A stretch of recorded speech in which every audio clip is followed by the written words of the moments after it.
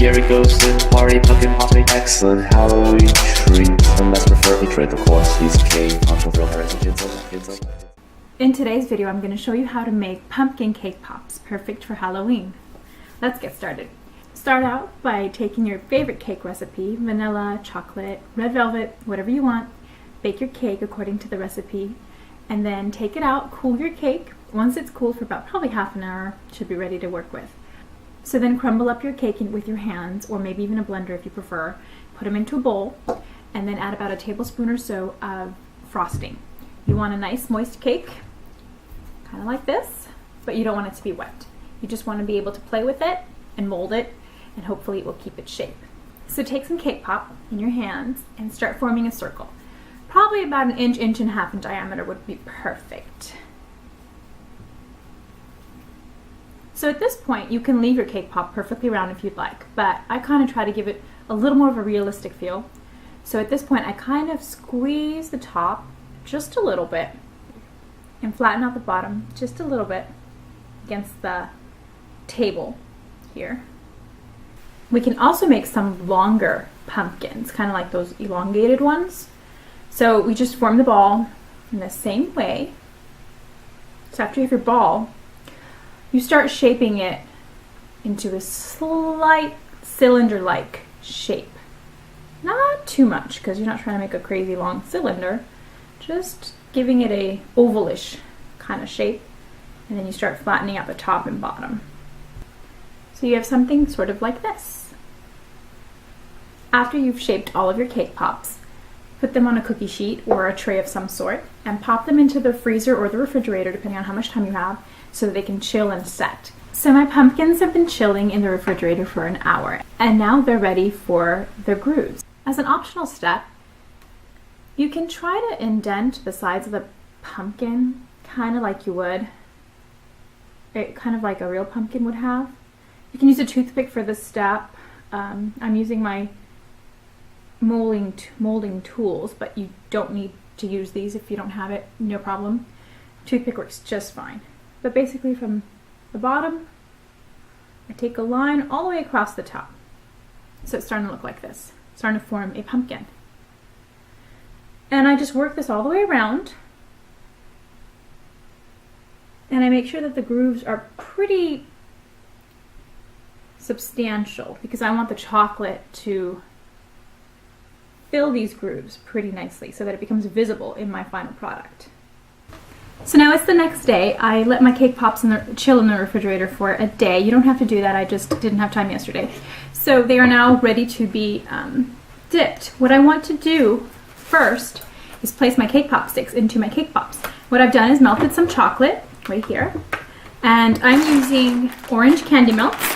This is the brand I use. Doesn't matter what brand you use as long as they are the right color and consistency. And of course, again, here is my consistency. I think that's pretty good. Since these are pumpkins, we're going to go with orange. So take your cake pop stick and your chilled cake pops. Insert your cake pop stick about an inch, a half an inch into the chocolate melts, and then insert into your cake pop. Go about halfway to about 3/4 of the way into your cake pop. Just take care not to go all the way through. Then I like to take a brush and just flatten out this raised chocolate area right here, so that when I go to dip this into my chocolate, I have a seamless blend. Just like that. And now you're ready to put these in the refrigerator so they can cool for about 5 more minutes. That's just so the sticks will be firm in their place and you can be ready to dip them. Let's work on the accessories for our pumpkin. Let's begin with his stem. For his stem, I used Wilton's Kelly Green to tint some fondant green.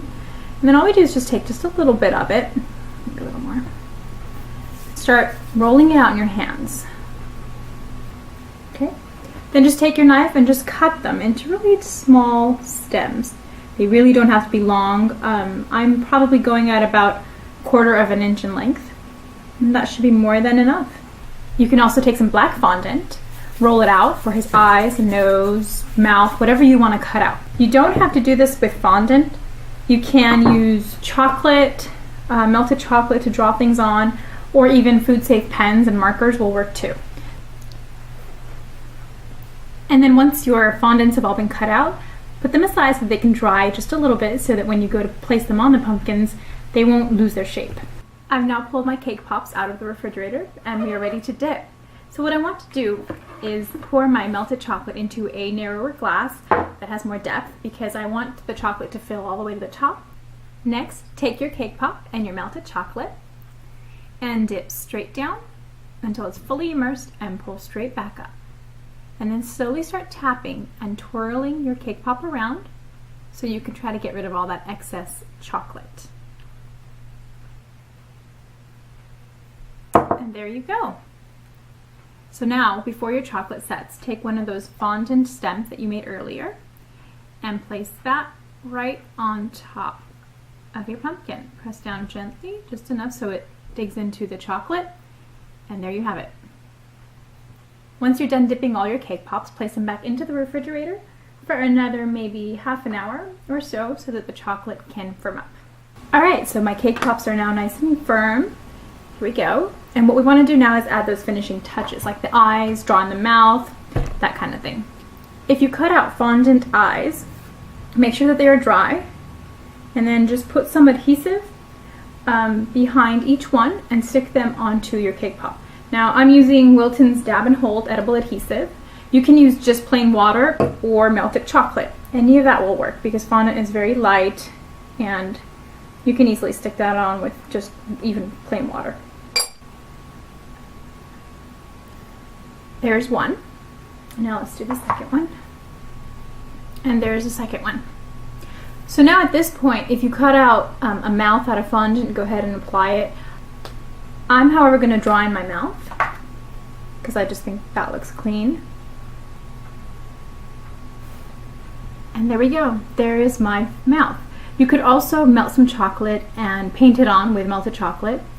Either way works fine. And there's my first jack-o'-lantern. So here are my pumpkin cake pops all finished. I hope you enjoyed this tutorial. I had a lot of fun showing you how to do this, and see you next time. Cheesecake, optional thrill parties and kids a party, pumpkin pops make excellent Halloween treats. Unless preferably trick, of course. Cheesecake, optional thrill parties and kids a scary ghost and party, pumpkin pops make excellent Halloween treats.